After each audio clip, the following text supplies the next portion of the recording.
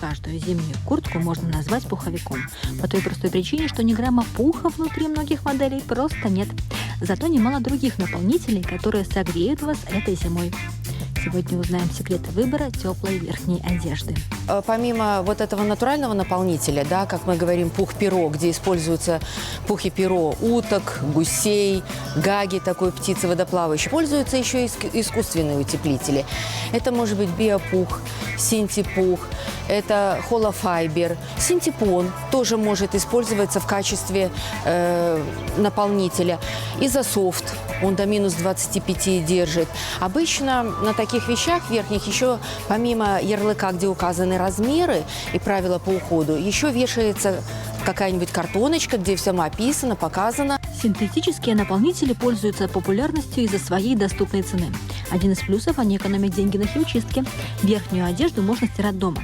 Хотя не все производители это и рекомендуют, но жизнь показывает, что куртки на том же синтепоне отлично переносят это испытание. Синтепух – это нетканый такой материал, состоящий из полиэфирных нитей.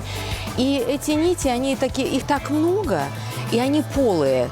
И вот за счет этого есть и объем, легкость, и вот эти полости, они не заполняются влагой.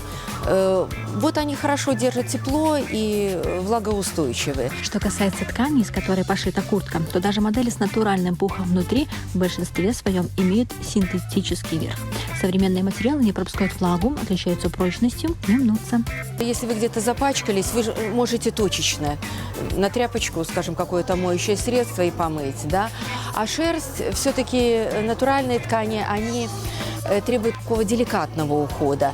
Во-первых, они могут, если вы попали, скажем, там под дождь и мокрый снег, они могут деформироваться, да. Итак, в магазине мы смотрим не только на дизайн верхней одежды, но и внимательно изучаем состав ткани и свойства наполнителя.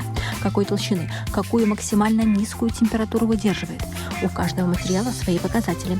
Не лишним будет удостовериться, что изделие можно стирать в стиральной машине. Обратите внимание и на то, чтобы наполнитель не лез через подкладку. Проверьте на ощупь отсутствие пустот и комочков.